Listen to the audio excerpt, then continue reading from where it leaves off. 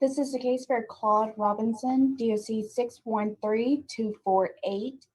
We have two participants at the same location. We have Daisy Robinson, who's the sister who would like to speak, and we have Shirley O'Neill, who's the mother. Okay. Thank you very much, and good morning. If you would, Mr. Robinson, state your name and DOC number. My name Claude Robinson, 613248. You are a first-class offender in decent behavior with a juvenile. You were sentenced on 8/27/2013 to 25 years hard labor. Parole day was 5/17/2021. Good time not eligible, a full term of 1/20/2038. Today, my name is Jim Wise. I'll be chairing, and Mr. Victor Jones will be on the panel today with Ms. Pearl Wise was assigned to your case, and she'll be asking you some questions at this time. Go ahead, Ms. Pearl. Good morning. How's it going, Mr. Robinson? How you doing? I'm good. Thank you for asking. How you doing? I'm blessed. You blessed. All right then. I am with you on that. So, Mr. Johnson, one of the things that I need you to explain to me, the offense occurred in 2008 and you weren't convicted to 2013. What took so long? I don't know. They're just fighting it in. They were trying to find things in the trial to convict me on. Okay.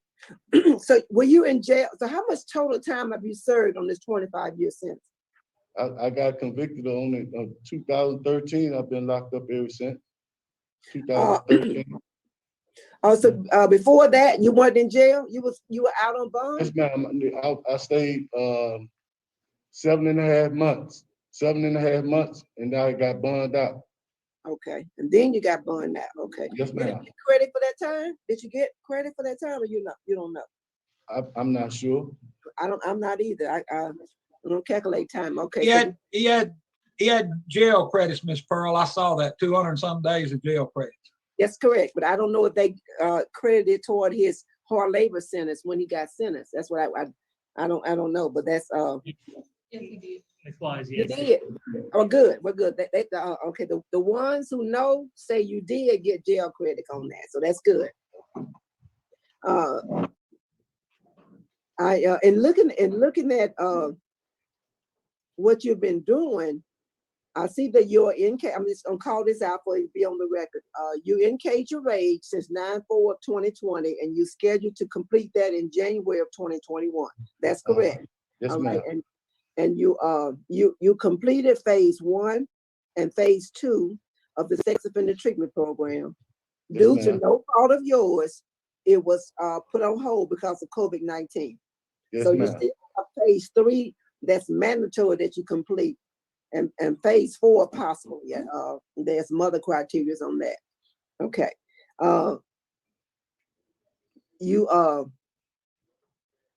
I noticed in the record you have a very nice letter that was written from your boss at the garment factory. You're an excellent worker. I want to commend you on that. Thank you. But I saw where you just you refused the GED. Tell me, what's that all about? Well, when I came, and at the time when they had for the class, they were trying to get me in classes that would help me in other ways. Okay.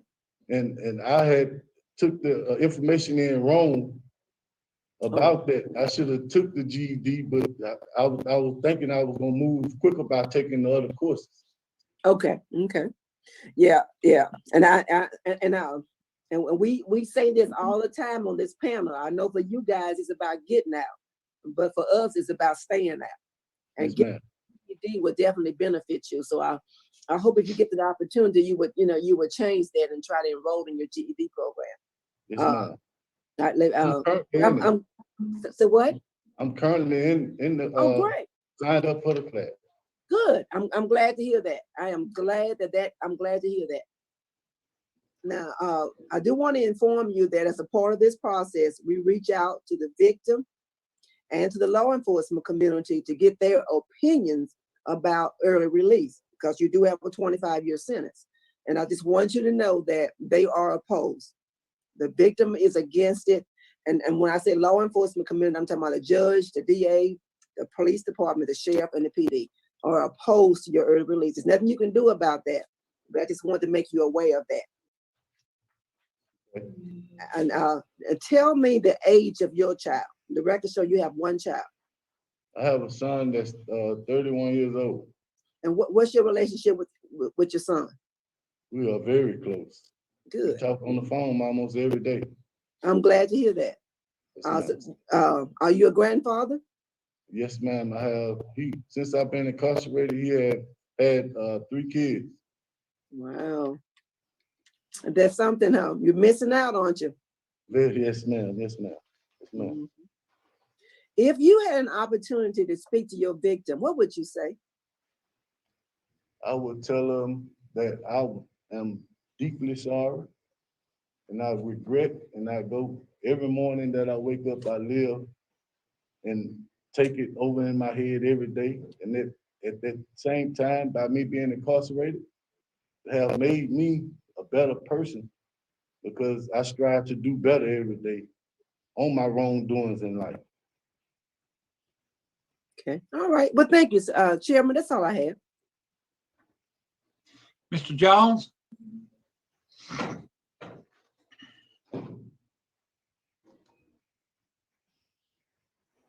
Ms. Robinson, good morning to you. How you doing? I know you said something that the reason it took so long to get into court that they were trying to find something to convict you on. Yes, sir, I did. Explain that. Well, everything that they went with the DNA, and it wasn't any DNA. The gene. Are you saying are you saying you wrongly convicted?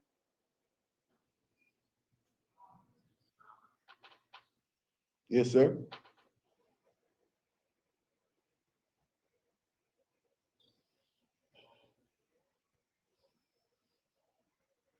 Okay. I have nothing no more right now, Mr. Chairman.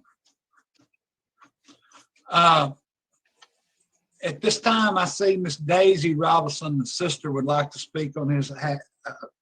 Go ahead, ma'am.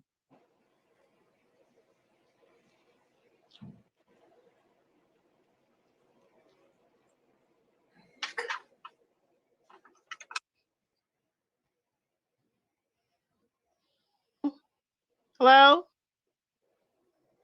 Hello, how you doing? Go Hey, ahead, Miss Robinson. I'm fine. How are you? Doing great. How you doing? Yes, sir. We're doing great. This is a wonderful day for our family. Yes, ma'am. Anything you'd like to say on behalf of your brother? Yes, sir. My name is Daisy Robinson, and I'm here with my mother, Shirley O'Neill.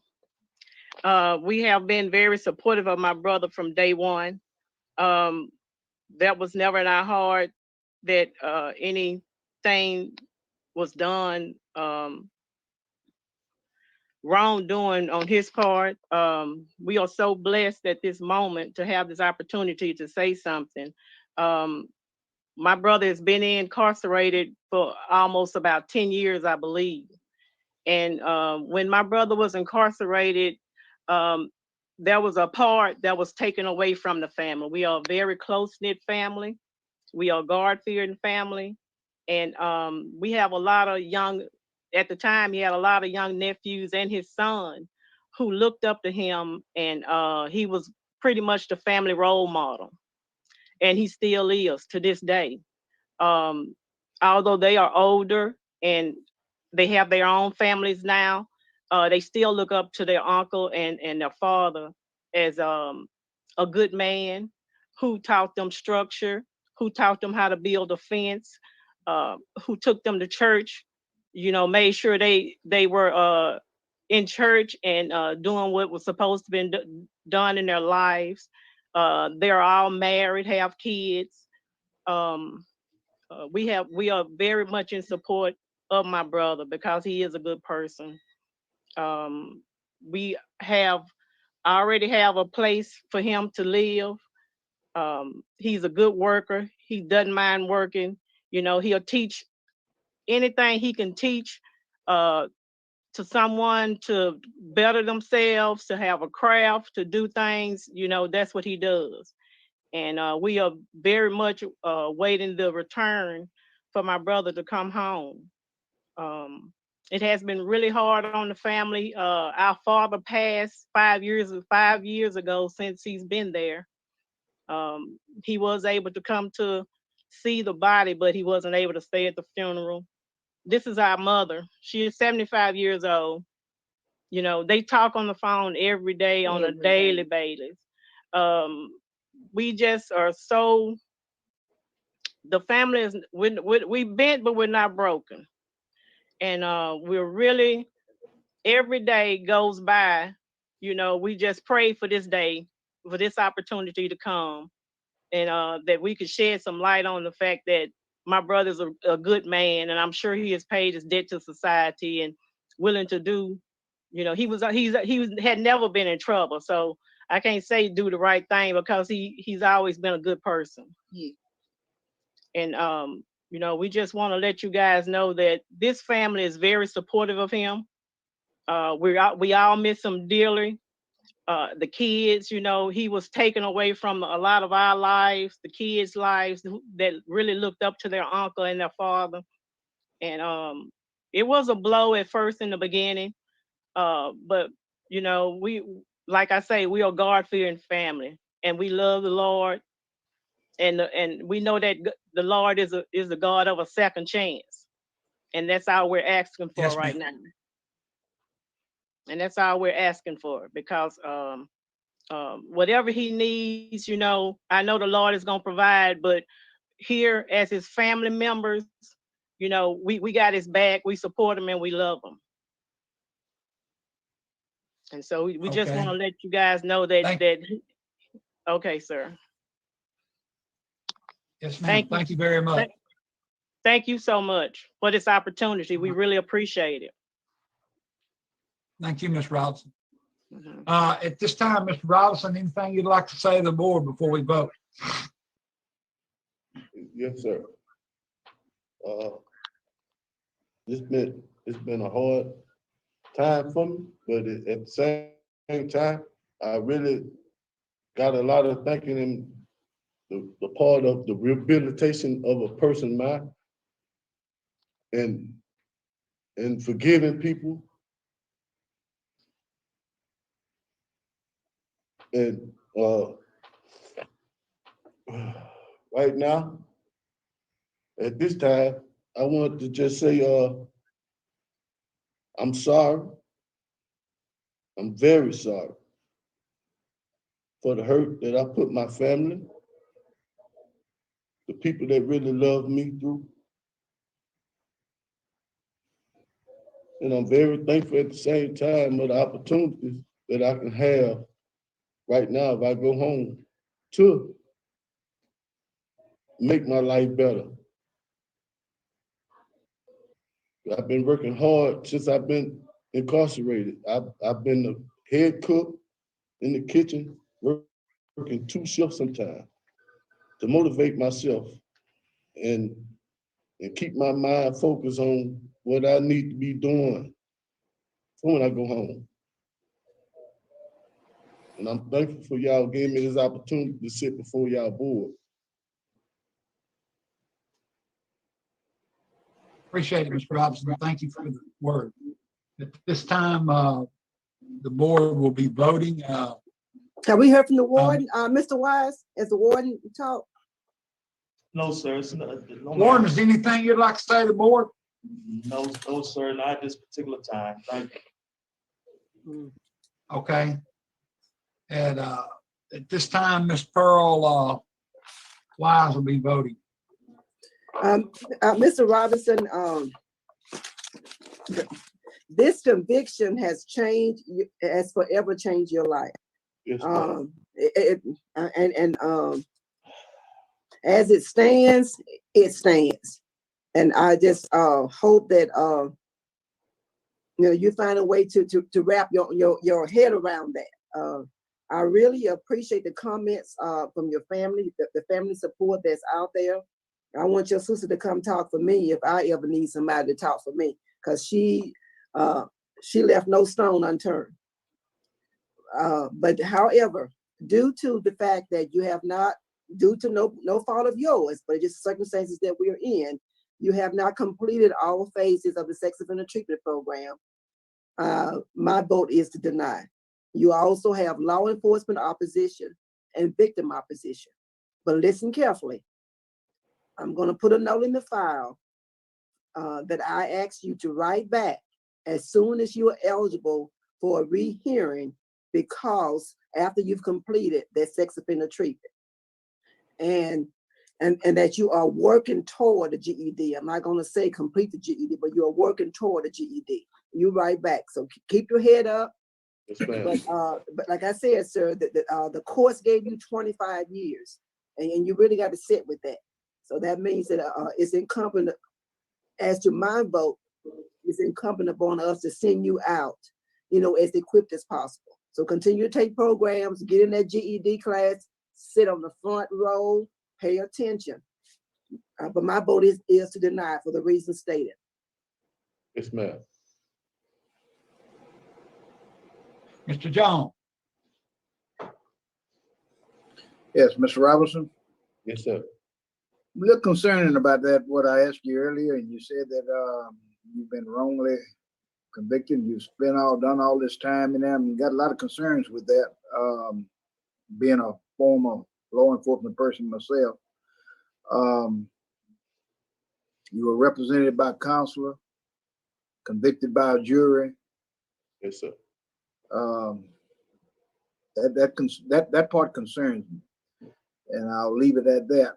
But also, I'd like Ms. Wise said, I'd like to see you complete those classes. I'm glad to know that you've entered into GED program.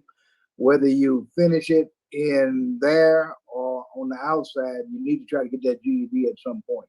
Yes, sir. So stay in that direction. And my vote today also will be to deny. Yes, sir. Thank you. At this time, I vote to deny because I'd like to see you finish all 4 phases of the sex offender treatment program. You have very strong law enforcement victims opposition against your release. I want to thank each and every one who participated in this hearing today. Thank you very much. And at this time, the board will be voting. Okay, thank you.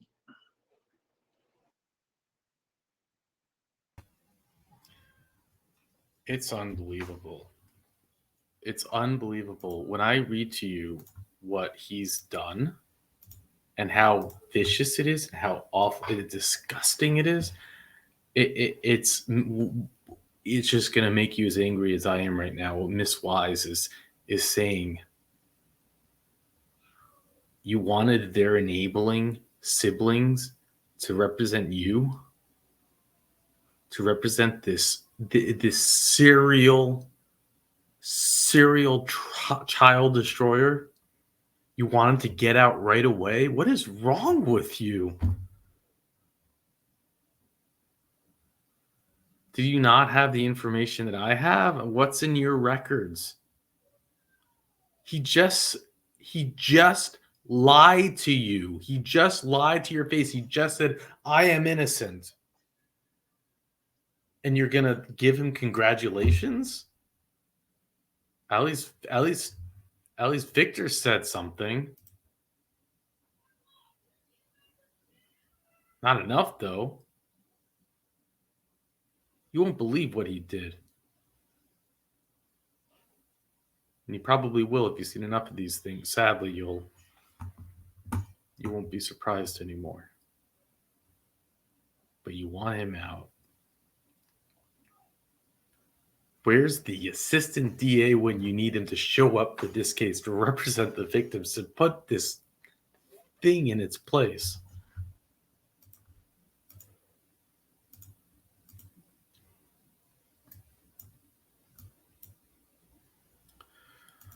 Oh my gosh, it's exhausting. In a nutshell, a jury found him guilty of 4 counts. They were deadlocked on 2 additional counts. And his defense was that he was innocent. No, that there wasn't enough proof. By the way, the counts that for each count, we're talking about little children. Now, this is how the first one was caught. In 2008, Andrea became aware that her daughter was having irregular pap smears. So it was so bad that she went and took her for a biopsy. And she tested positive for 3 transmitted diseases. 3. At this time, she disclosed that he had been doing this to her since she was 11 years old. 11. She was 23 by the time they went to trial. In 2013, she testified that the defendant had fondled her, digitally penetrated her, and had intercourse approximately 50 to 60 times over 6 years. The act would take place while her mother was at work. The other children had been sent elsewhere by the defendant. This was her stepfather.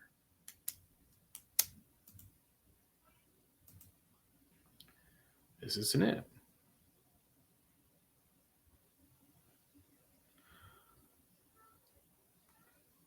Once EH told Andrea about the alleged abuse, Andrea asked her niece if the defendant had behaved inappropriately. She was 17 years old at the time. And at that point, she began to cry. And she said, yes, he had been touching me since the 4th grade. She was 21 by the time of the trial and testified. Do you believe them or do you believe him? Tell me. And then tell me a parole member would say, I want to root for you. I want to get you out. Just get a GED.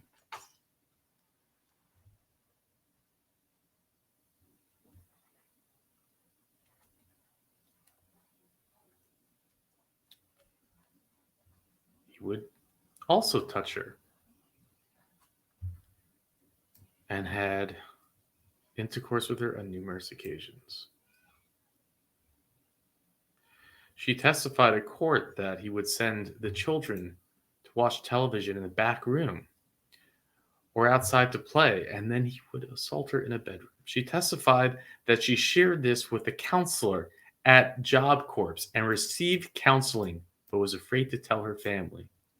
Again, I ask you, do you believe her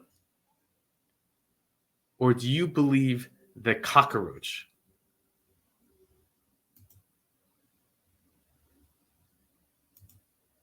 Sitting in prison. I'm innocent. I didn't do anything.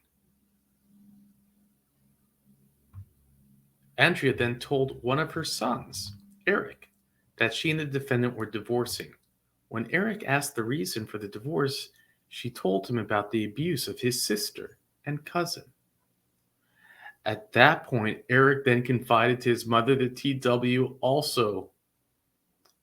TW, also Andrea's niece by marriage, had told him that the defendant had been inappropriately touching her. She was 17 at the time of the trial and a 4.0 student studying respiratory therapy. She had received a basketball scholarship to study at Baylor University. They're saying this, why? To bring her credibility. She's not just making this up. Her date of birth was February 1st, 1996, and she testified that when she lived with Shirley, her grandmother, and Andrea's mother, from the time that she was 6 months old, because her mother had abused her. Gosh. Wow, what a hero this girl is. She's been through all of this, and look what she's accomplished. That is incredible. What a champion. Wow. That's a story of overcoming challenges. That is incredible. When she was 8 years old and her grandmother moved to Shreveport, Andrea testified that they moved in with the family because the grandmother was ill and had other related melodies. She said that they lived with Robinson for 4 to 5 years and the defendant watched the kids while she was at work. The defendant began touching her private parts when she was 8 years old and continued until she was 12. I guess she got a little too old for his liking.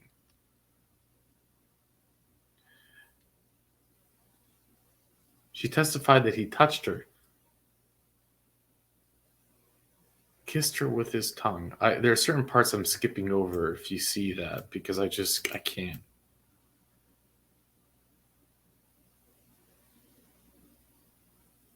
Thank goodness he didn't. She testified, yeah, and that she put it in her mouth. He put it in her mouth. TW could not estimate the number of times that all these acts occurred, while she was sure that abuse began when she was 8 years old. But she could not remember the exact dates. I mean, of course she can't. She was 8. It would happen at the home in the defendant's car. She suffered from asthma, and as a result of breathing treatment, she slept very sound. She stated that she would wake up and her pants would be off, and she would know what had happened, that the defendant had been in her room.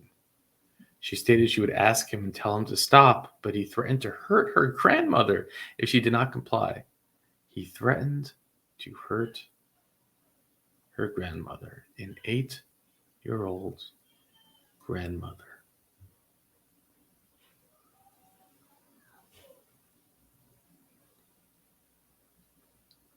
When she went home to her mother, she didn't want to come to her biological mother. She didn't want to come back. When Eric asked why, this exchange took place in front of another child. TW picked up a cell phone, typed on the device's screen what the defendant had been doing to her. She showed the screen to Eric, who also testified at trial and collaborated with the events. She typed it in because she was so afraid. He also testified. Now let me ask you, viewers, do you believe Eric? Or do you believe this cockroach?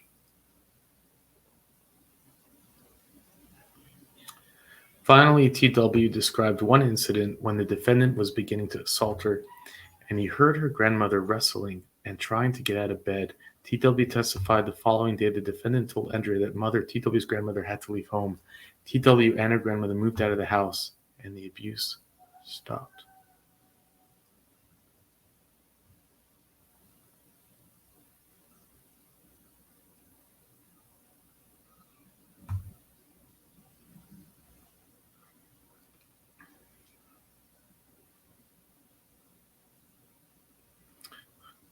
Carlos' son, who was 22 years old at the time of the trial, he testified in the defense. Okay. He never witnessed anything inappropriate happening. He also stated his stepmother did not like him and that he never told him any reason for the divorce. Okay. Mark testified on his behalf. The brother testified on the behalf. Yep. And he testified on his own behalf. He denied all the allegations and stated that he had no idea why the girls would conspire to falsely accuse him of these acts. He turned himself in when he became aware of the warrants for his arrest. According to the defendant, the only strife in the marriage came from raising the children and his period of unemployment due to the accident. He said that Andrea was worried about paying bills and they would argue over finances. He stated that she began acting different when her brother stayed with them temporarily. The defendant also testified that it was his decision to have TW and Andrea's mother come to live with them, but that it was not due to illness, but because Andrea's mother could not financially support them. Oh, really? That was why you wanted them to come live with them? Uh-huh. Yeah. Yeah. I do believe you that you asked them to come live with them, but I think we know why you asked.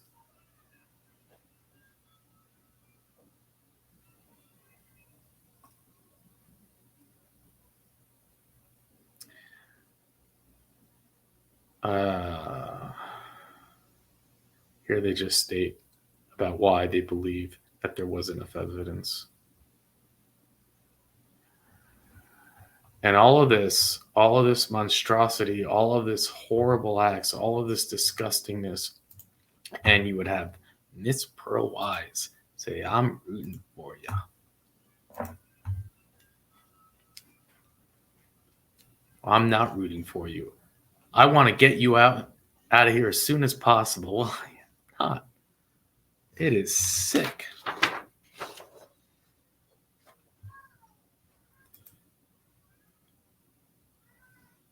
He's still in custody.